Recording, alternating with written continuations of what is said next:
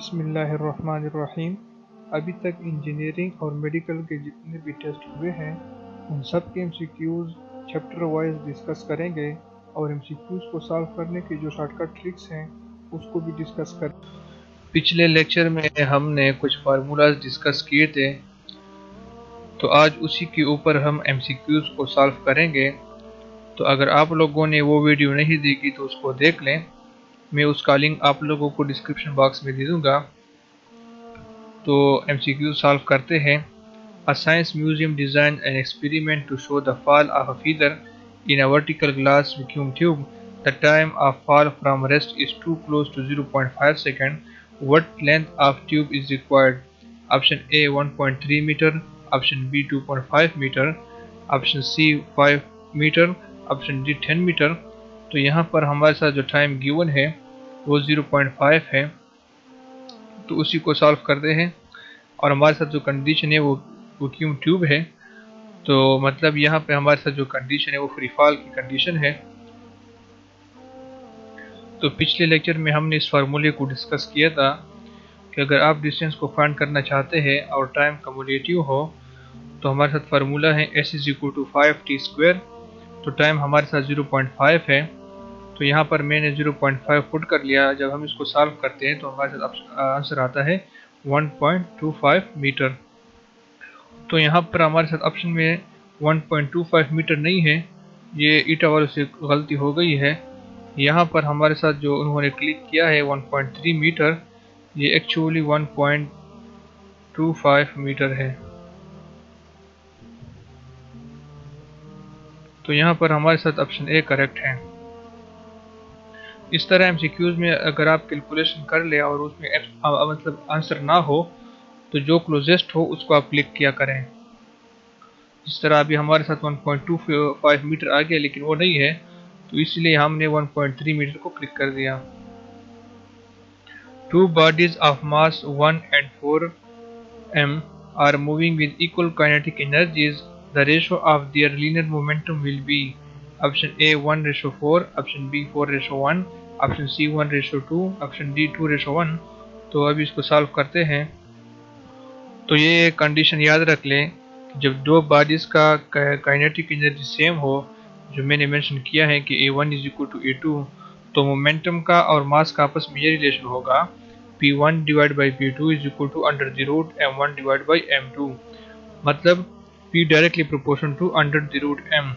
तो यहाँ पर मैंने कंडीशन पुट की है कि m1 को मैंने 1 पुट किया है, m2 को मैंने 4 पुट किया है। तो 1 का स्क्वायर रूट जो है वो 1 के बराबर है और 4 का स्क्वायर रूट हमारे साथ 2 आता है, तो मोमेंटम का आपस में रेशो 1:2 होगा। तो 1:2 इज़ द करेक्ट ऑप्शन।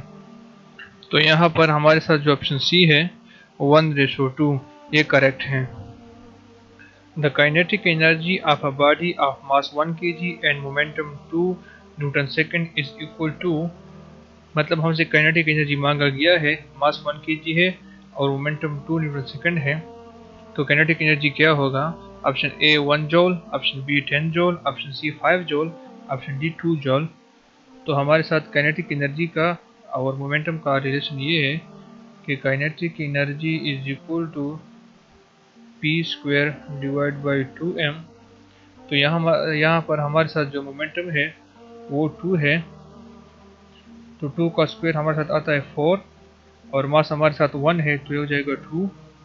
तो 2 आ जाएगा हमारे साथ 2। तो काइनेटिक एनर्जी हमारे साथ 2 जूल के बराबर हो। तो यहाँ पर हमारे साथ जो करेक्ट ऑप्शन है वो है ऑप्शन डी, यानी 2 joule. Option D is correct.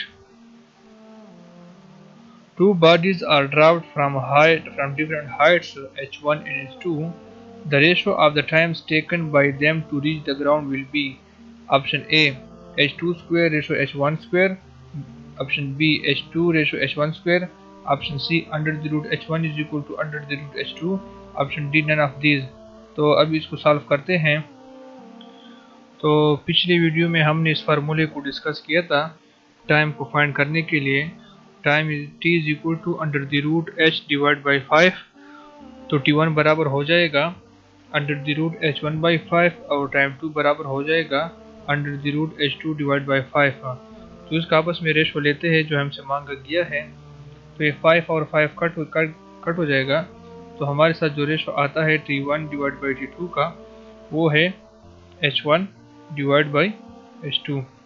तो यहाँ पर हमारे साथ ये ऑप्शन करेक्ट है, under the root H1 divide by under the root H2। तो यहाँ पर वो ऑप्शन नहीं है, तो यहाँ पर हमारे साथ ऑप्शन डी करेक्ट है, none of these. Two blocks of mass is 1 kg and 3 kg placed in contact are acted upon by a forces of 40 Newton. The acceleration of 1 kg mass will be option A 40 meter per second square, option B 10 meter per second square, option C 30 meter per second square, option D 50 meter per second square। तो दोनों block जो है आपस में in contact है, तो इसको भी सॉल्व करते हैं। तो हमारे साथ एक्सेलरेशन का फार्मूला होता है A is equal to F by M. F force है और एम जो है ना मास है। तो यहाँ पर कंडीशन हमें जो गिवन है कि दोनों बॉडीज इन कांटेक्ट है, तो ये मास कम्युलेटिव हो जाएगा, दोनों का सम अप करेंगे तो F divide by m1 plus m2। तो एक्सेलरेशन बराबर हो जाएगा 40 divide by 3 plus 1। No A is equal to 10 metre per second square. तो बॉडी ऑफ मास 1 kg और बॉडी ऑफ मास 3 kg दोनों जो है ना आपस में इन कांटेक्ट है, तो दोनों का एक्सेलरेशन भी सेम होगा। और दोनों अगर 1 kg का कहे तो भी 10 मीटर पर सेकंड स्क्वायर है, अगर 3 kg का मांगा गया है तो भी उसका भी 10 मीटर पर सेकंड स्क्वायर ही होगा। तो हमारे साथ ऑप्शन है 10 metre per second square correct है। तो यहाँ पर हमारे साथ ऑप्शन ए जो है ना वो करेक्ट है, option B sorry option B जो है ना वो करेक्ट है, 10 metre per second square. Light and heavy bodies have equal kinetic energies. Which one has the greater momentum? Option A heavy body, option B light body, option C both have same momentum, option D none of these। ये तो हमने अभी पहले ही discuss किया कि जब दो bodies का आपस में काइनेटिक एनर्जी सेम हो तो मोमेंटम का और मास का जो डायरेक्ट रिलेशन है और वो इस तरह है, momentum directly proportion to under the root m। तो मास का और मोमेंटम का आपस में डायरेक्ट रिलेशन है, अगर काइनेटिक एनर्जी सेम है तो जो हैवी बॉडी है उसका मास ज़्यादा होता है तो उसका मोमेंटम भी ज़्यादा होगा। तो यहाँ पर हमारे साथ ऑप्शन ए करेक्ट है, हैवी बॉडी।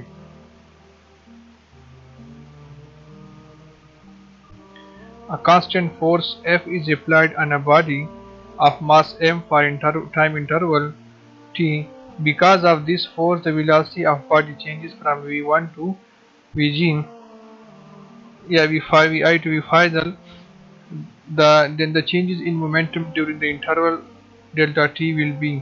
तो सबसे पहले तो ज़रूरी ये है कि इसको समझे कि change in momentum with respect to time हमें फोर्स देता है, और अगर सिंपली चेंज इन मोमेंटम का पूछा गया होता तो हम इम्पल्स को क्लिक कर दें। चेंज इन मोमेंटम इम्पल्स को कहते हैं, and change in momentum with respect to time उसी को हम फोर्स कहते हैं। तो हमारे साथ फोर्स बराबर होता है F is equal to delta P divide by delta T.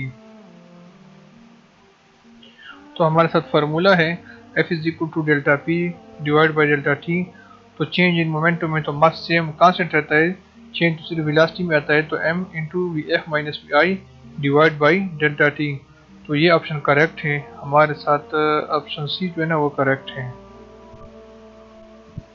m into Vf minus Vi divided by delta t, that is a delta P by t।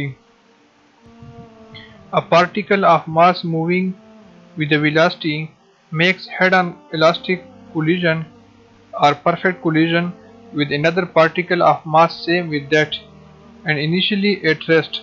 The velocity of the first particle after collision, option A 2v, option B minus v, option C positive, option D 0। ये तो हमने पिछले lecture में भी discuss किया था, तो अभी आपको तस्वीर दिखाता हूँ। तो हमारे साथ एमसीक्यूज में जो कंडीशन है कि टू बॉडीज हैं आपस में उसका मास भी सेम है, जो यहाँ पर मेंशन है कि m1 is equal to m2 और बॉडी 2 जो है वो एट रेस्ट है, जो मैंने यहाँ पर मेंशन किया है v2 इज इक्वल टू 0। तो velocity after collision of the first body जो होगी वो 0 के बराबर होगी, और velocity of the second body after collision जो है ना वो v1 के बराबर होगी। तो यहाँ पर हमसे जो मांगा गया है कि velocity of the first particle after collision, जो यहाँ पर v1 डैश है इज इक्वल टू 0। तो यहाँ पर हमारे साथ जो ऑप्शन डी है वो करेक्ट है। लेकिन यहाँ पर अगर हमसे ये मांगा गया होता the velocity of the second particle after the collision, अगर सेकंड पार्टिकल का कहा होता तो हमारे साथ ऑप्शन सी करेक्ट होता। और हमारे साथ जो ऑप्शन ए है 2v, ऑप्शन बी -v, ये मैंने पिछले लेक्चर में एक्सप्लेन किए हैं। देखिए यहाँ पर हमारे साथ जो कोलिजन है वो वेलोसिटी आफ्टर कोलिजन 2v1 के बराबर है, और यहाँ पर हमारे साथ जो वेलोसिटी है वो -v के बराबर है। तो आप लोग उसको देख लें तो आपको समझ आ जाएगा कि 2v कब पॉसिबल है, -v कब पॉसिबल है, +v कब पॉसिबल है, 0 कब पॉसिबल है। Newton second is the unit of option A work, option B angular momentum, option C power, option D linear momentum. तो यहाँ पर हमारे साथ जो करेक्ट ऑप्शन है वो है D, linear momentum. If p is momentum of an object of mass m, then expression p square divided by m has same unit as option A acceleration, option B energy, option C force, option D impulse। तो ये तो हमने अभी पहले explain किया कि E is equal to p square divided by 2m।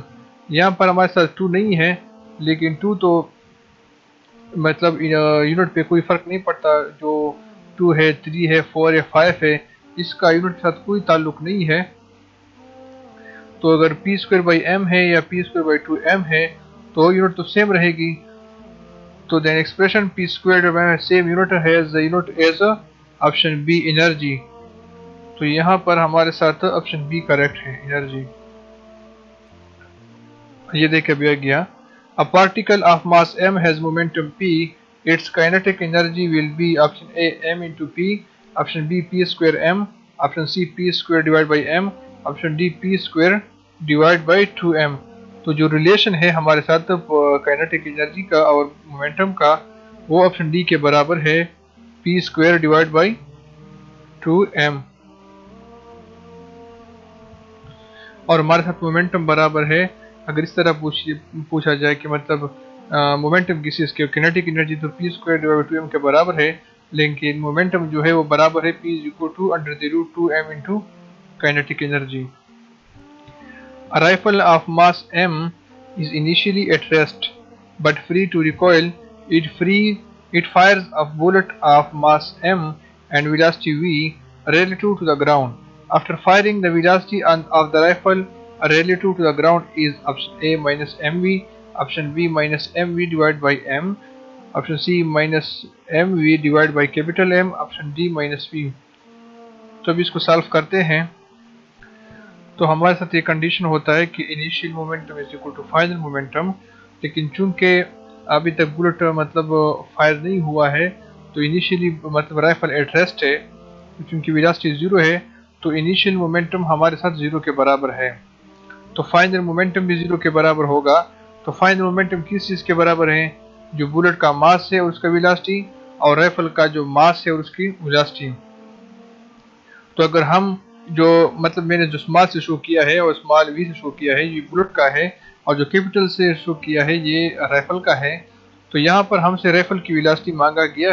तो अगर कैपिटल वी को मैं इस साइड पे छोड़ दूँ और स्मॉल एम इंटू वी अगर मैं उस साइड पे कर तो हो जाएगा माइनस, और कैपिटल एम पे मैं डिवाइड करूँगा तो ये बराबर हो जाएगा minus capital M into V divide by capital M, sorry V is equal to minus small M into V divide by capital M. तो ये हमारे साथ करेक्ट ऑप्शन है। तो यहाँ पर हमारे साथ जो ऑप्शन सी है वो करेक्ट है। Thank you. और इंशाल्लाह कल से प्रोजेक्टाइल के एमसीक्यूज स्टार्ट करेंगे। पहले उसकी जो डिफरेंट फार्मूलाज हैं पहले, और जो कंडीशन है इंपॉर्टेंट और स्पेशल केसेस हैं उसको डिस्कस करेंगे, और फिर इंशाल्लाह उसके ऊपर एमसीक्यूज को सॉल्व करेंगे।